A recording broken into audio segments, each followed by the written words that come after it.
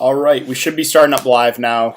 How's it going, guys? Hope you guys are all having a good Thursday. Let me tweet out that we are live, and then we can jump into it. We have a crazy slate, to say the least, to talk about. There is a ton of unknown, to be honest. There is obviously a lot of really, really cheap value in play. You know, the unknowns being, what is Aaron Jones' real workload going to be? He's active. You know, I think they limit him a bit, but by how much is in question, right? What is his San Francisco wide receiver situation going to be? We have a lot of unknown there. Tight end situation, Reed is active, but from what I'm hearing, he's going to be limited by a good amount, right? This is a slate that, like I said, there's just so much unknown, but I'll do my best to try to break it down for you guys. So if you guys are new to the channel, new to the live streams, how it works is we'll take a look at the Vegas odds.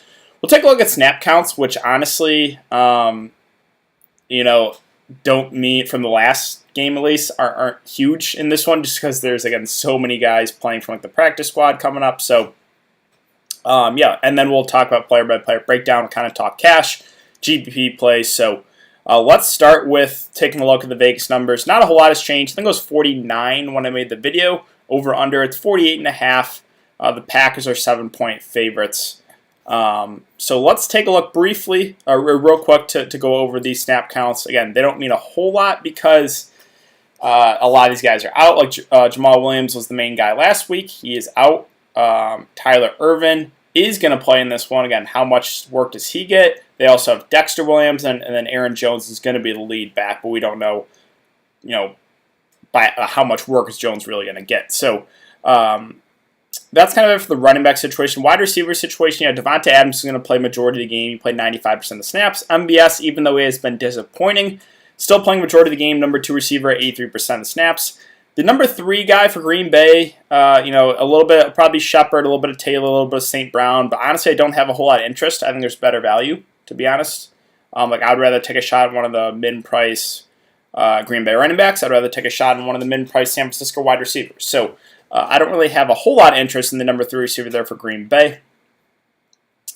Tight end situation, Tanyan's at a weird price in the slate. He's going to be low owned. He played 61% of the snaps. I'm not overly excited about it, to be honest. Sternberger has been getting some targets. He played 37%, and the veteran Mercedes Lewis played 27% of the snaps that last game. Running back situation for San Francisco, well, they basically have 2 healthy backs. Coleman got injured early in that one. McKinnon played 50% of the snaps. Hasty played 41%, so this is a situation of about how you think the game flows, right? If you think San Francisco plays from ahead, I think Hasty does look better. If you think the 49ers kind of fall behind early, which, if you look at Vegas or 7-point dogs, I think it's likely, then maybe you look to McKinnon, who is more of the pass-catching back. Don't really see him getting a ton of carries. I think Hasty will be kind of the first and second down back there for the 49ers. Wide receiver situation, we can basically throw this out the window, right? Ayuk and Bourne both out. They were the top 2 wide receivers last week. Trent Taylor playing the slot. He played 50% of snaps. Will those go up? Maybe a little bit, but I don't know if his role changes a whole lot. Right? He's a slot receiver. I don't think he's going to really line up out wide in 2 wide receiver sets. So don't really think his role changes a whole lot. And then it's going to be Richie James, who is active. They also have Bears legend Kevin White and River Kirkcraft. So again, what is a wide receiver situation being for San Francisco? I've done a lot of digging in Twitter. No real definitive. So again, there's just a lot of unknown on this slate.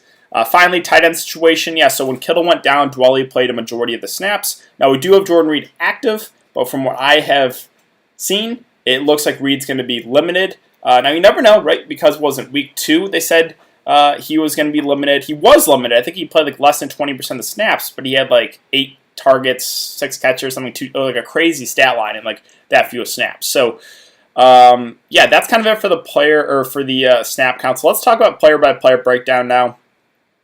And at the top we have the top 3 Green Bay guys who are all going to be. I think Devontae and Aaron Rodgers will definitely be over 90%, maybe push 95% owned.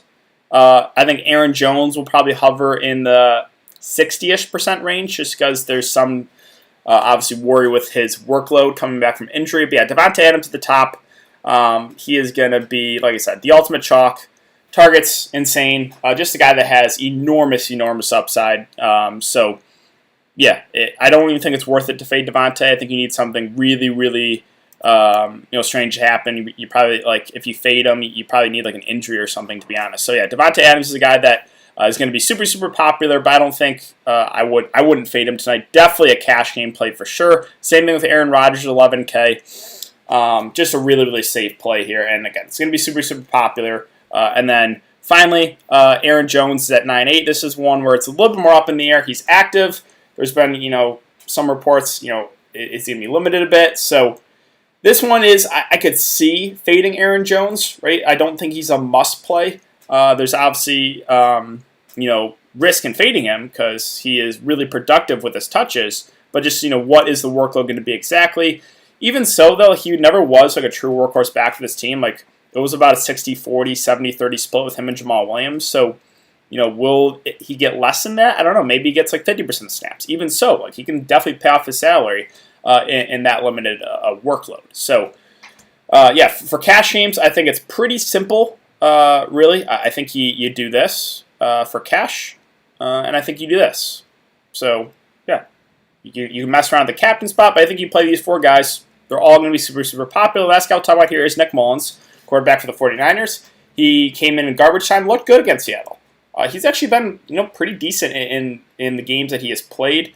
The Giants game he threw for over 300 yards. The game against Seattle in garbage time going for over 200. So, and 9.2K is just, in my opinion, too cheap for quarterback on the showdown slate. We saw Daniel Jones last slate, right? He was below 50%. I told you guys I liked him. Same thing with Nick Mullins. I'm getting to him. I think he's just too cheap. I don't think he'll be as popular as Green Bay guys. Like maybe hover around the Aaron Jones ownership, 60-ish% owned, around there would be my best guess. But I do like Nick Mullins in the game. They should be playing from behind.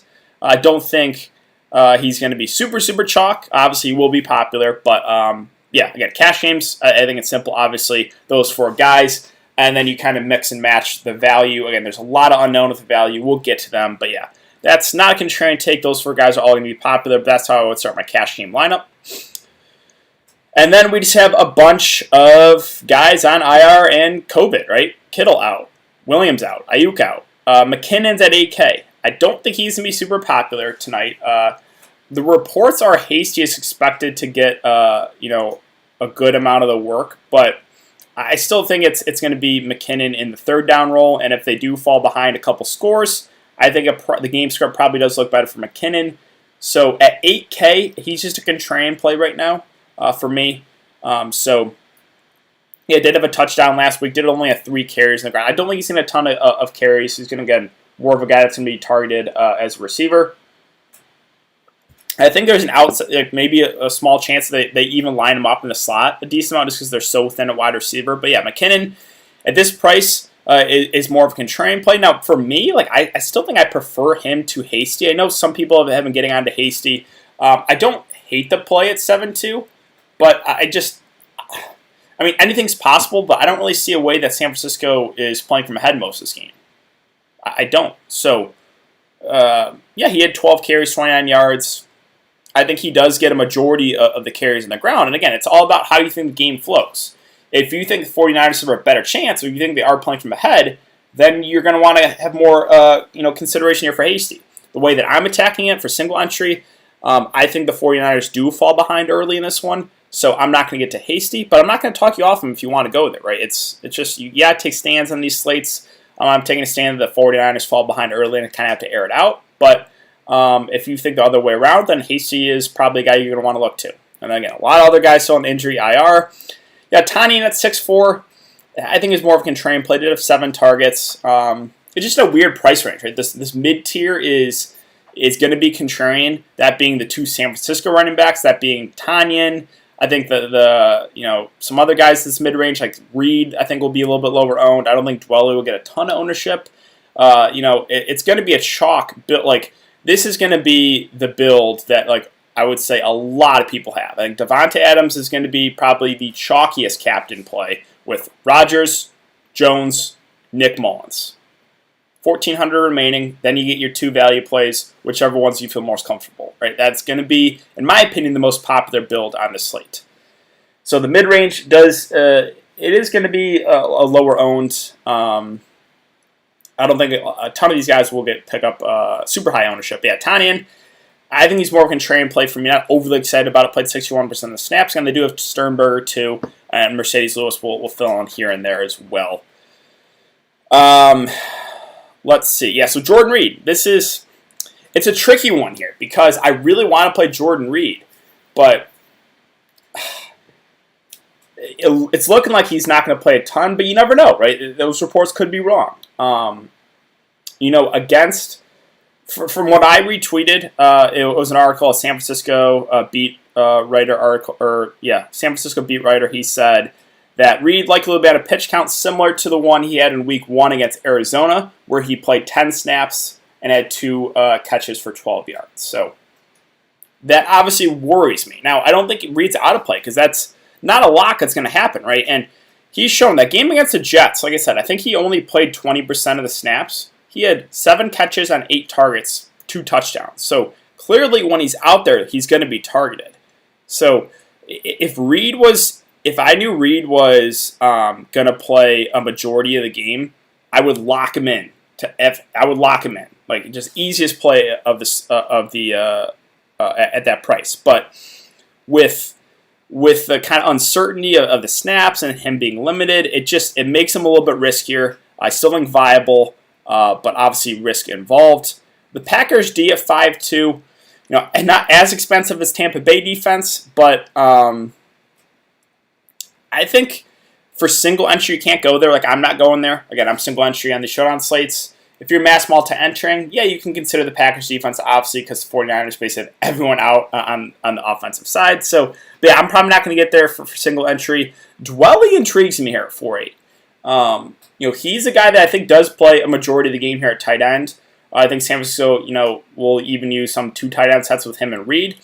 He's shown, over the years, he is a decent pass-catching tight end. I think last year he had a big week. I think like 2 touchdowns. So I feel a little bit more safe with Ross Dwelly than I do Jordan Reed. Now, I think Jordan Reed, if he does get more snaps than we think, definitely has potential to have a really nice day. But there's more risk involved with Reed, whereas Dwelly, I think, does play majority of the game. And like I said, he has shown that he has a good pass-catching tight end too. So it's a tricky one there with the 49ers and the tight ends, but I think Dwelly is a little bit safer. Reed, obviously the riskier play, but does still have potential to get you there with limited snaps. Kicker situation with Crosby and Robbie Gould. For me, it's Crosby. I mentioned this in the last video, Tampa Bay.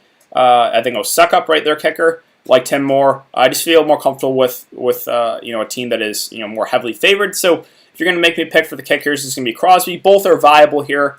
Floor usually kickers about 5, upside about 15. 49ers defense is not for me.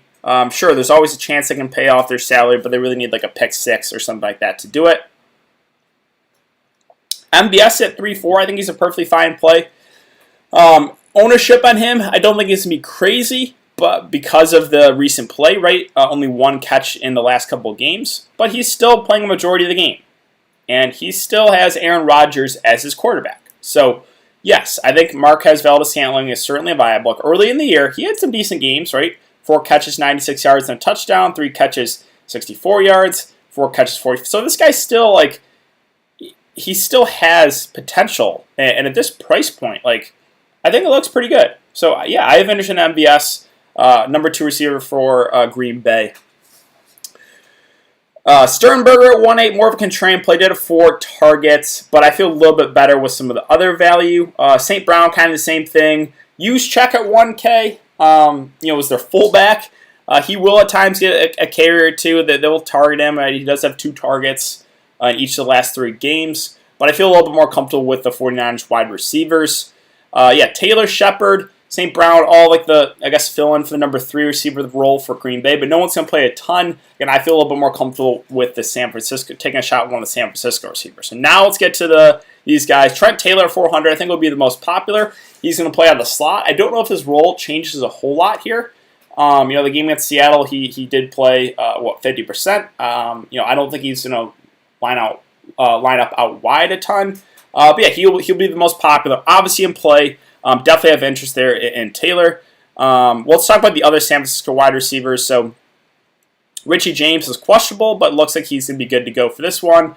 Obviously, we haven't seen a whole lot from him this year. And then they have River Craft as well as Bears legend Kevin White. So yeah, all four of these wide receivers are in play. And again, I've been doing digging on Twitter. We don't really have clear, who is going to get a majority of the snaps there for San Francisco wide receiver. Again, I think it's going to be Trent Taylor in the slot, but who's going to be on the out wide? Is it going to be James? Is it going to be White, Kraft? So I think you just throw these guys, if you're mass multi-entering, throw them in your player pool and kind of mix and match. If you're single entry like myself, then there's just luck involved here, right? Like there's just variance involved. We don't really know what the role is going to be for these guys. So yeah, that's kind of what I got. Like I think all four receivers are in play. I don't really have a strong lean. I think again, Trent Taylor will probably be the most popular, but all the other three guys are definitely viable with James, Kirkcraft, Kevin White. So,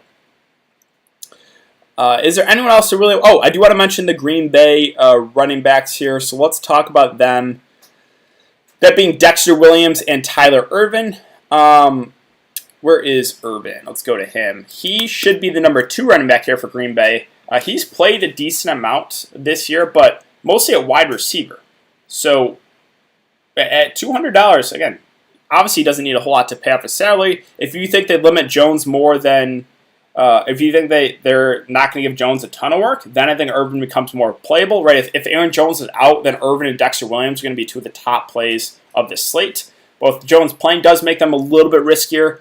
I would, my best guess for how the snap counts kind of work out, I would say probably 50 to 60% for Aaron Jones, and then maybe, the rest.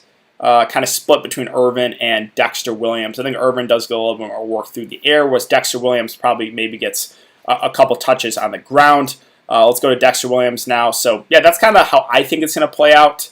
Obviously, Jones, the top play. I think you can still consider Dexter Williams and Tyler Ervin, but they're a little bit riskier now that Jones is playing. And that's kind of it for the player-by-player breakdown. So, yeah, I wish I had a strong lean for you guys on San Francisco and wide receiver, but I just don't. There's just a lot of unknown. There's a lot of unknown on the slate with San Francisco and the wide receivers. With Jordan Reed, how much work is he going to get? With Aaron Jones, is he going to get a full workload? Right. So it's a really tricky, a really interesting slate. But with there being $1 million up top here on Draftkings, if you're going to try to win this solo, you're going to have to get different somehow, right? And you can realistically leave $5,000 to $10,000 of salary on the table on the slate and still feel pretty good.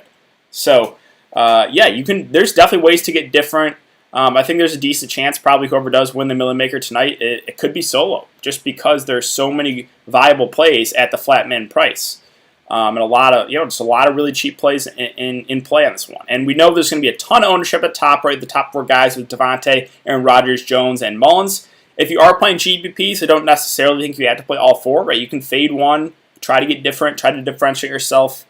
Yeah, and then, again, for captains, for cash, for me, it's you play one of the top 4 guys, Devontae, Rodgers, Jones, Mullins, probably one of the Green Bay guys, to be honest. I think Devontae will be the most popular, but all 3 are in play. And again, for cash games, I do think you play all 4 of Devontae, Aaron Rodgers, Aaron Jones, and Nick Mullins. For GPPs, well... There is a ton of different ways you can go, right? You can take a shot at one of the San Francisco running backs, Hasty or McKinnon, all about how you think the game kind of flows. Jordan Reed, if you think he does play more than, maybe 10 snaps or so, obviously he's the guy that when he's out there, he's going to be targeted. If you think Reed is not going to play a whole lot, which is kind of what I'm thinking, then Dwelly maybe looks better. You can take a shot there. Again, he's shown that he is a good pass-rushing tight end. MVS is at a cheap enough price point. I don't think he's going to be super, super popular off recent play, but still, number 2 receiver for Green Bay, and is going to play majority of the game. And then finally, you could take a shot in one of these cheap San Francisco receivers. I think all 4 are in play. I think Trent Taylor would be the most popular. Who's the guy that I think is the contrarian play that has the most upside? I think that's Kevin White, just because... We saw how dynamic this guy was in college. Obviously, he was just a guy that couldn't stay healthy for the Bears, but I think he's an interesting contrarian play. I don't know if he's going to be. He won't be super popular, but who knows, right? I think he does still have some gas left in the tank there, so have interest there. But yeah, it's really all four of those guys are viable as cheap dart throws. So we have about a little less than 10 minutes until lock, guys. I will ask real quick, if you enjoy the content, hit the like button and subscribe if you haven't already. It does really, really help me out to continue to put free content for you guys out every single day. We are about 250 concurrent viewers, so let's get some questions here. Let's see. Rodgers or Adams? I think you play both, to be honest. If you're asking in the captain spot, Adams probably has a little bit more upside than Rodgers. Rodgers may be a little bit higher of floor just because he's a quarterback. I'm rolling with Rodgers in the captain. Let's see, with Devontae, Mullins, Hasty, MVS, and Kevin White. No issue, right? Again, there's a lot unknown. Kevin White, if you guys want to follow my lead, I'm taking a shot at him. I don't really know exactly what his role is going to be, but I'm just kind of banking on the talent there. Can you play two guys under 1K? Of course you can. Yeah, that's going to be a really, really popular build. It's going to be like one of the main four guys in the captain with the other three in the flex, and then two value guys. So yeah, of course you can. Who are you going with at captain? If you guys want to follow my lead, again, this is not a cash game build at all that I'm going with. I'm going super contrarian, but I am going Ross Dwelley at captain. Now, yeah, there's risk, right? If Jordan Reed plays more than I think he is, then that's obviously going to hurt Dwelley because Jordan Reed, when he's out there, is basically going to be targeted. But I think Dwelley still has upside here. It's a really contrarian build. It is. Like, I'm not going to lie. Like, I'm getting more contrarian than I usually do at these showdown slates. So it's a super, super big risk, but that's where I'm going. I think the safe way to go is play one of the main four guys in the captain and then two value plays. That's the way that I would go if I'm playing 50-50s, head-to-heads, double-ups. But yeah, I'm trying to win the Millie solo. How, I think about, how can I do that? Well, I got to take a shot at someone low-owned in the captain or leave a bunch of money on the table. I'm taking a shot on someone low-owned captain. I'm going Dwelley. We'll see how it goes. But yeah, I play more of these showdown slates for fun, right, guys? There's a lot of variance involved, so that's kind of my spiel there. Fade Jones and GPP, yeah, of course you can fade Aaron Jones, right? There's no guarantee he gets a full workload. I think he will be limited a little bit, but by how much? Again, I think the fair guess is about 50 to 60% of the touches. Can you play both San Francisco running backs with a lack of pass catchers?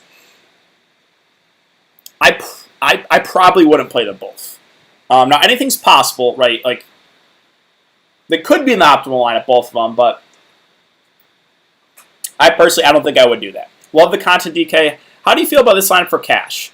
Thanks, man. Let's see. Captain Rodgers, Adams, Jones, Reed, Dwelley, and Taylor. So, you're fading Nick Mullins, and you're playing both tight ends.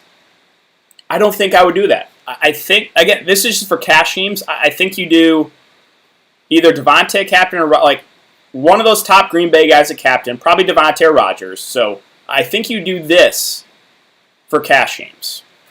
So yeah, obviously you can't get to the San Francisco tight ends, but there's value, right? So Taylor and one of the other cheap San Francisco wide receivers. Like, that's probably what I do for cash teams.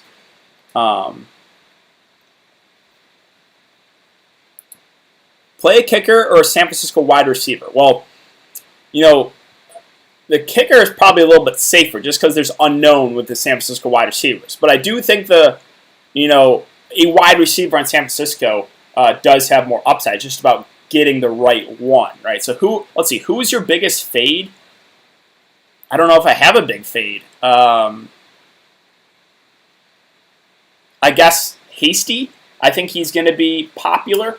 I think he'll be somewhat popular. Am I scared about fading Hasty? I think yes, right? There's obviously, risk in fading a guy that should get a majority of the work on the ground for San Francisco, but you got to take stands on these showdown slates. My stand is, I think San Francisco falls behind early and maybe by a couple scores. So I think they maybe abandoned the running game a little bit. Now, sure, if San Francisco is playing from ahead in this game, then Hasty, there's a decent chance he probably will get you there.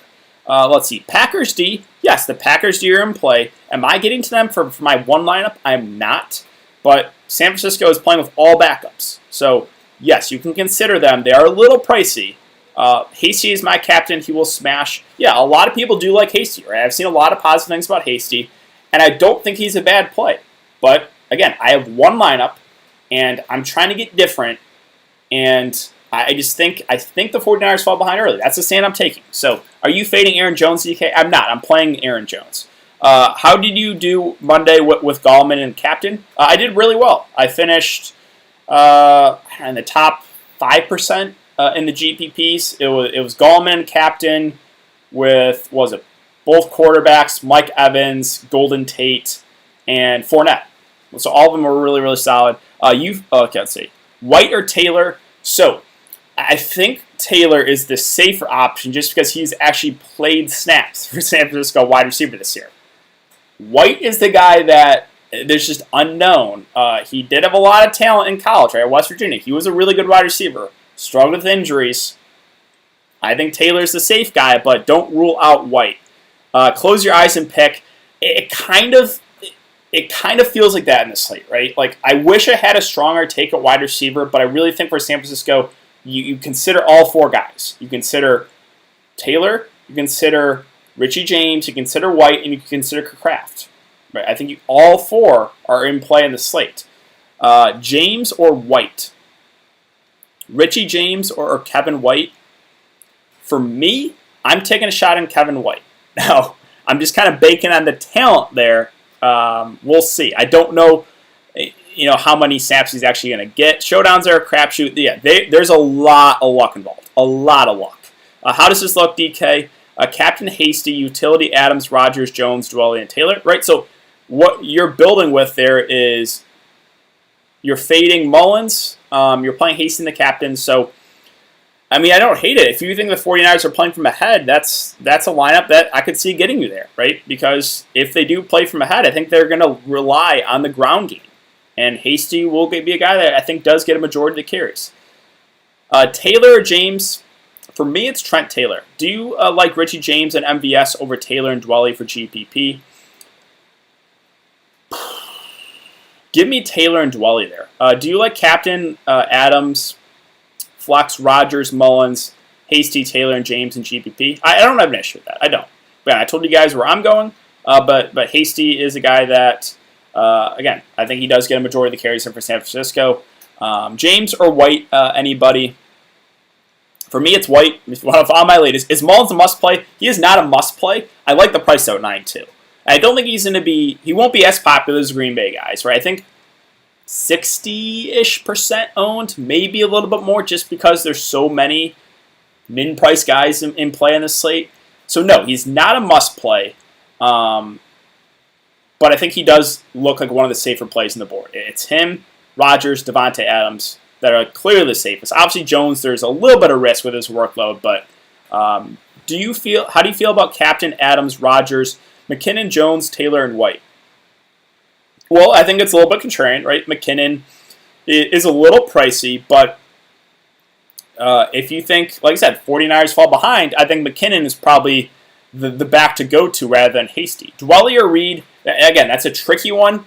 I think Dwelly is safer. That's where I'm going. But Reed is a guy that, he'll play limited snaps. How many snaps he plays is more in question. But it seems like whenever he's out there, he always gets targeted. He's still a good pass-catching tight end, right? Reed is, I think, a 30, but he's still a really good tight end. It's just, the snaps that are the worry there for Reed and the price. Why would anyone play Kevin White over Richie James? Because we don't really know what their role is going to be. So, yeah, I think there's a possibility that Kevin White does play a decent amount. McKinnon and Cash, I probably wouldn't do McKinnon and Cash. Good luck, DK. I switched up Captain Dwelly, Flex, Mullins, Adams, Rogers, James, and McKinnon. Okay, good luck, guys. Hey, we are at lock. So let's go over some ownership once it comes in. I will show you guys what I went with once it loads up. Again, I went really contrarian here, but yeah, I'll show you guys once it does load. At the last minute, one of the bigger field GPP is going to take a shot at McKinnon, the captain spot. Can't go contrarian in these fields. Yeah, I mean, that's obviously a contrarian build, but there's a way that can pay off, right? And I do think there's a decent chance the 49ers are playing from behind, which I think does favor McKinnon a bit more. This is going to be interesting. Ownership, let's see, is it loaded in yet? It is. So let's first show you guys what I went with. We'll go over the Millie Maker ownership. Let's go live. Let's go contests.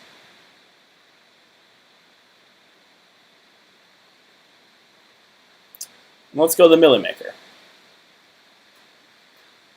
So, I told you guys, right, I'm getting different, and I told you guys how, right? I'm playing Ross Dwelley in the captain. He's 12% owned. I'll take that all day long. I know, like, obviously Jordan Reed is a better pass-catching tight end, but I don't think he plays a ton. We'll see how it goes. That's how I got different on the slate. That's how I wanted to differentiate myself. Also, Kevin White, 3% owned. Sure, Taylor, probably a little bit safer. Richie James, played a few snaps. I'm trying to get different. We'll see how it goes. We had no real clear-cut way of how 49ers are going to use their receivers. And then I played the chalk 4 guys. So, yeah, I played Adams, I played Rodgers, I played Jones, who was only 32% owned. Wow. And Mullins, 46%. That actually does surprise me. Wow. Aaron Jones is, I know the workload is a little bit in question, but 32%, I think that's way too low for Aaron Jones. I don't understand that one. Yeah, just had a catch there. So that is, in my opinion, again, way too cheap. Packers DLC, 19% owned. I'm scrolling through some other lineups. Jordan Reed, 23%. 49ers D, 3%. I got a lot of these. Trent Taylor, 36% owned. So that's the value guy, obviously most people went with. We'll see how it goes. McKinnon, 40%. I think that's a little high, to be honest. Let's see some other ownership here. Robbie Gould, 14%. Tonyan, 33% Robert Tonyan. Also, a little bit high. There is some surprising ownership here. I'm not going to lie. Like, I really thought it was you play the main 4 guys are going to be, obviously Rodgers and Adams still got there at like 93% each, but Mullins is too cheap. Or Mullins is not too cheap. He's too low owned. Hasty, 46% owned. So let's go back to my lineup. Again, Dwelley at captain. That's how I got different. I played Rodgers, Adams, Jones. It just 32% owned is really surprising. There's been a couple times now where we've gotten just really surprising ownership in back-to-back slates. We had 40% on the Bucs D last slate. That was a huge surprise to me. 32% Aaron Jones. That's way too low in my opinion. I thought he would be 60 to 70% owned. Nick Mullins at only 46%. That is also too low in my opinion. So I'm pretty happy with this ownership.